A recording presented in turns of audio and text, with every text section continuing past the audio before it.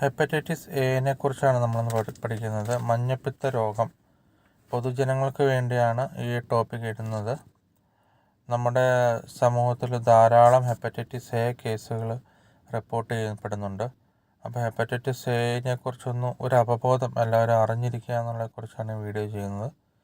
എല്ലാ വർഷവും ജൂലൈ 28 നമ്മൾ വൈറൽ ഹെപ്പറ്റൈറ്റിസിനെതിരെ ഒരു അവബോധ ദിവസം നടത്താറുണ്ട്. കാരണം ഹെപ്പറ്റൈറ്റിസ് എന്നുള്ളൊരു അസുഖം ഹെപ്പറ്റൈറ്റിസ് ലിവറിന് ഇൻഫ്ലമേഷൻ ഉണ്ടാക്കുന്നതാണ്. ഹെപ്പ മീൻസ് ലിവറാണ്, അതുപോലെ ഐറ്റിസ് മീൻസ് ഇൻഫ്ലമേഷൻ. അപ്പോൾ ലിവറിന് ഇൻഫ്ലമേഷൻ ഉണ്ടാക്കുന്ന ഒരു കണ്ടീഷനാണ് ഹെപ്പറ്റൈറ്റിസ്.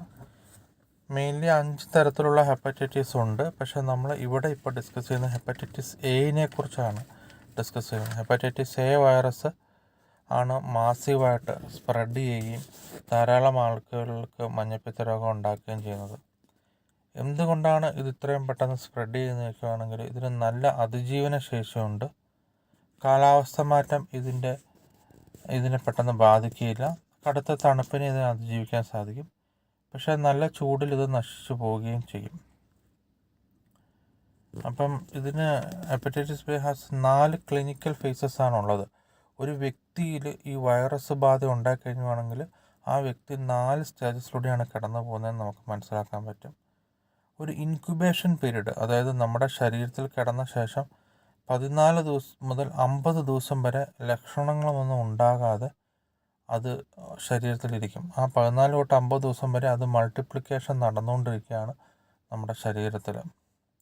ഒരു ശരാശരി 28 ദിവസം കഴിഞ്ഞിട്ടായിരിക്കും നമ്മുടെ ശരീരത്തിൽ അതിൻ്റെ രോഗ ലക്ഷണങ്ങൾ മെയിനായിട്ട് കാണിച്ചു തുടങ്ങുക. ഇൻഫെക്റ്റഡ് ആയിട്ടുള്ള ആൾക്കാർ, അതായത് ഈ വൈറസ് കിട്ടിയിട്ടുള്ള ആൾക്കാർ ആളുടെ മലത്തിലൂടെ ഈ സ്റ്റൂളിലൂടെ ഈ വൈറസ് ഷെഡ് ചെയ്യുന്നുണ്ടായിരിക്കും. രണ്ടാമത്തെ സ്റ്റേജാണ് മഞ്ഞപ്പിത്തത്തിന് മുമ്പ്, അതായത് ആദ്യമേ ആ രോഗിയിൽ വൈറസ് കയറി ഒരു ഇൻക്യുബേഷൻ പീരീഡിൽ നിൽക്കുന്നു. രണ്ടാമത്തെ സ്റ്റേജാണ് ആൾക്ക് നല്ല വിശപ്പില്ലായ്മ കാണും, രോഗിയിൽ ക്ഷീണം കാണും, വയറുവേദന കാണും, പനി, ഛർദി, മൂത്രത്തിന് നിറം പോകൽ, ഇങ്ങനെയുള്ള അവസ്ഥകളൊക്കെ ഉണ്ടായേക്കാം.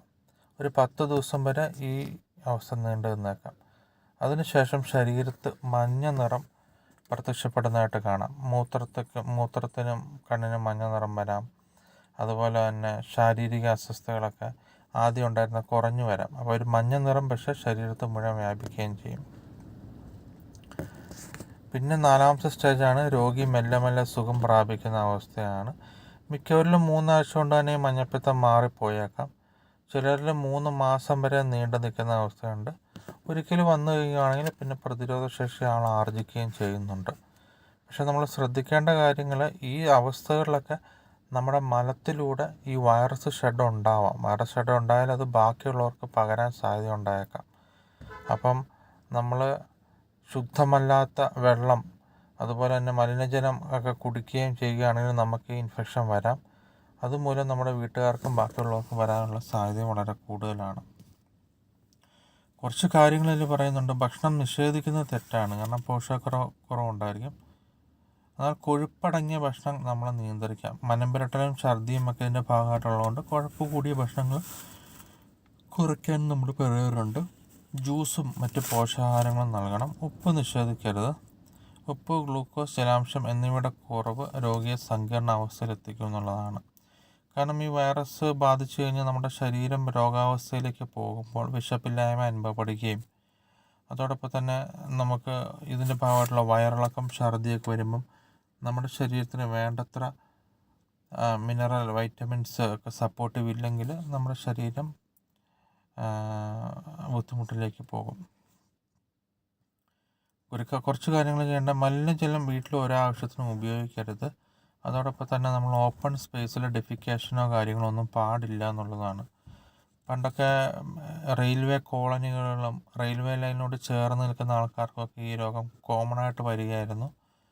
കാരണം റെയിൽവേയിലൊക്കെ ഡെഫിക്കേഷൻ വന്നിട്ട് മലമൂത്ര വിസർജനം ഒക്കെ വീടുകളിൽ, കിണറിലുമൊക്കെ വരികയും അങ്ങനെ ഈ രോഗം വളരെയധികം ആൾക്കാരിൽ പിടിപ്പെട്ടിരുന്നു. അപ്പോൾ അതുകൊണ്ട് നമ്മൾ ഓപ്പൺ ഐസിൽ ഡെഫിക്കേഷൻ പാടില്ല. അതോടൊപ്പം തന്നെ നമ്മൾ വെള്ളം നന്നായിട്ട് ചൂടാക്കി മാത്രമേ ഉപയോഗിക്കാൻ പാടുള്ളൂ. നല്ല രീതിയിൽ വെള്ളം ചൂടാക്കി ഉപയോഗിക്കുമ്പോൾ വൈറസ് ചത്തുപോകുന്നതാണ്. ഏതവസ്ഥയിലായാലും പുകവലിയും പാടില്ല, മദ്യപാനം പാടില്ല എന്ന് ശ്രദ്ധിക്കണം. ശുചിത്വമില്ലാത്തൊരു ചുറ്റുപാടാണ് പിന്നെ നമ്മൾ അവോയ്ഡ് ചെയ്യേണ്ടത്. കാരണം ശുചിത്വമില്ലാത്ത ചുറ്റുപാടിലൂടെ ഈ വൈറസ് കണ്ടാമിനേഷൻ വളരെ പെട്ടെന്ന് നടക്കുകയും ചെയ്യുന്നു. അടുത്തതായി നമ്മൾ ശ്രദ്ധിക്കേണ്ട ഒരു കാര്യം, ഹെപ്പറ്റൈറ്റിസ് എ വാക്സിനേഷൻ ഇപ്പോൾ അവൈലബിൾ ആണ്. നമ്മളൊരു വൈറസ് എക്സ്പോഷർ കിട്ടിയെന്ന് നമുക്ക് തോന്നുകയാണെങ്കിൽ single dose of vaccine within 2 weeks of contact with virus has protective എഫക്റ്റാണ്. വാക്സിനേഷൻ വളരെ ഫലപ്രദമാണ്. ഹെപ്പറ്റൈറ്റിസ് കെക്കെതിരെ അഡ്വേഴ്സ് എഫക്റ്റോ കാര്യങ്ങളോ ഒന്നുമില്ല. ചില കൺട്രീസിലൊക്കെ ആണെങ്കിൽ റെഗുലർ ഇമ്മ്യൂണൈസേഷൻ്റെ പാർട്ടായിട്ട് തന്നെ ഹെപ്പറ്റൈറ്റിസ് എ വാക്സിനേഷൻ കൊടുക്കുന്നുണ്ട്. അപ്പോൾ ഇതാണ് ഹെപ്പറ്റൈറ്റിസിനെ കുറിച്ചുള്ള ഒരു കൺസോളിഡേറ്റഡ് വീഡിയോ. ഹെപ്പറ്റൈറ്റിസ് എ വരാതിരിക്കാൻ നമ്മൾ ഏറ്റവും ശ്രദ്ധിക്കേണ്ടത് അശുദ്ധ ജലം, ശുദ്ധമല്ലാത്ത ജലം നമ്മൾ അവോയ്ഡ് ചെയ്യുക. തിളപ്പിച്ച് ആറിയ വെള്ളം മാത്രം നമ്മൾ കുടിക്കുക എന്നുള്ളതാണ് പ്രധാനപ്പെട്ട കാര്യം. ഹെപ്പറ്റൈറ്റിസ് എ ആർക്കെങ്കിലും ബാധയുണ്ടെങ്കിൽ, നമ്മുടെ സഹപ്രവർത്തകർക്ക് കൂട്ടുകാർക്ക് വന്നിട്ടുണ്ടെങ്കിൽ ഹെപ്പറ്റൈറ്റിസ് എ വാക്സിനേഷൻ നമുക്ക് എടുക്കാവുന്നതാണ്. അത് നമുക്ക് വളരെയധികം പ്രൊട്ടക്റ്റ് തരുന്നതാണ്. ഭൂരിഭാഗം ആൾക്കാരിലും ഇത് തന്നെ സെൽഫ് ലിമിറ്റിംഗ് ആയിട്ടുള്ളൊരു ഡിസീസാണ്. അസുഖം വന്നു പോകുന്നതാണ്. പലപ്പോഴും മഞ്ഞപ്പിത്തം വരുമ്പോൾ പല ആൾക്കാരും ഒറ്റമൂലി എന്നൊക്കെ പറഞ്ഞ് തിരിയുന്നുണ്ട്. അത് കരളിന് കൂടുതൽ നശീകരണത്തിന് കാരണമാകും. അപ്പോൾ സെൽഫ് ലിമിറ്റിംഗ് ഡിസീസാണ് ഹെപ്പറ്റൈറ്റിസ് എ എന്നുള്ളത്. കൂടുതൽ ആൾക്കാരിലും ഒരു കുഴപ്പം ഉണ്ടാകത്തില്ല. ചുരുക്കം ചില ആൾക്കാരിലും മാത്രം ഫൾമിനേറ്റ് ഹെപ്പാറ്റിക് ഫെയിലിയർ എന്ന് പറയുന്ന ഒരവസ്ഥയിലേക്ക് പോകാറുണ്ട്. Thank you. എന്തെങ്കിലും ഡൗട്ടുകൾ നിങ്ങൾക്ക് ഉണ്ടെങ്കിൽ കമൻറ്റ് സെക്ഷനിൽ ചോദിക്കാവുന്നതാണ്.